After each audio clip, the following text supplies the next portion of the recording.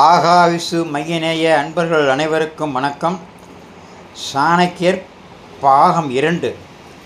அதாவது வயதான காலத்தில் பிரச்சனைகளை சந்திக்க மாட்டார்கள். உணவு பழக்க வழக்கங்கள், வழக்கமான நேரத்தில் தூங்குதல், எழுந்திருத்தல், உடற்பயிற்சி செய்தல் போன்றவற்றை ஒழுக்கத்துடன் கடைபிடித்தால் நல்ல ஆரோக்கியத்திற்கு மிகவும் முக்கியம். சரி, 3வது உதவி செய்தல். தன்னலமின்றி மற்றவர்களுக்கு உதவுபவர்கள் பிற்காலத்தில் எதற்கும் கவலைப்பட வேண்டியது இல்லை.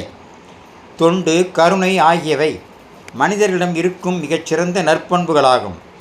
இன்று நீங்கள் மற்றவர்களுக்கு செய்யும் உதவி உங்கள் எதிர்காலத்திற்கு உறுதுணையாக இருக்கும்.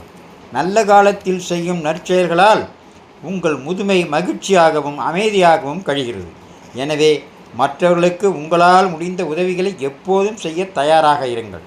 சரி, அடுத்தது குடும்பத்துடன் இணக்கமாக இருக்கல்.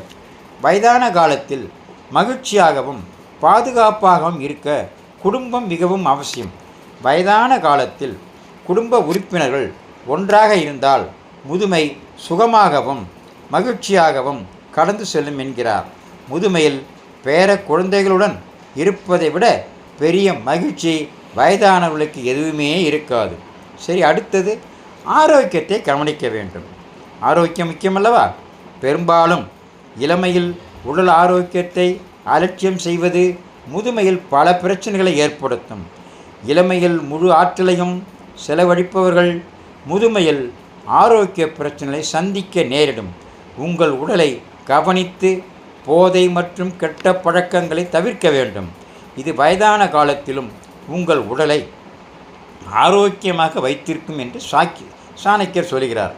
ஆக மேலே சொன்ன 5 விதிகளையும் சாணக்கியர் சொல்லியிருப்பதைப் போல் நாம் கடைபிடித்தால் மனித வாழ்க்கை மிகவும் மகிழ்ச்சியாகவும் ஆரோக்கியமாகவும் இருக்கும். இந்த சாணக்கியர் சொன்ன இந்த 5 விதிகள் திரும்பவும் சொல்லுகிறேன். அவர் சொன்ன 5 விதிகளையும் ஞாபகப்படுத்துகிறேன். அதாவது மகிழ்ச்சியாக வாழ்வதற்கு முதல் விதி பணத்தை சரியாக முதலீடு செய்தல். 2வது ஒழுக்கம். 3வது பிறருக்கு உதவி செய்தல். 4வது குடும்பத்துடன் இணக்கமாக இருத்தல். 5வது ஆரோக்கியத்தை கவனிக்க வேண்டும். ஆக இந்த 5 விதிகளை மனிதன் தன்னுடைய வாழ்க்கையில் கடைபிடித்தால் வாழ்க்கை மிகவும் மகிழ்ச்சியாகவும் ஆரோக்கியமாகவும் இருக்கும் என்று சாணக்கியர் சொல்கிறார். நாமும் கடைபிடித்து பார்ப்போமே. இதில் ஒன்றும் நமக்கு பெரிய சிரமம் இல்லையே.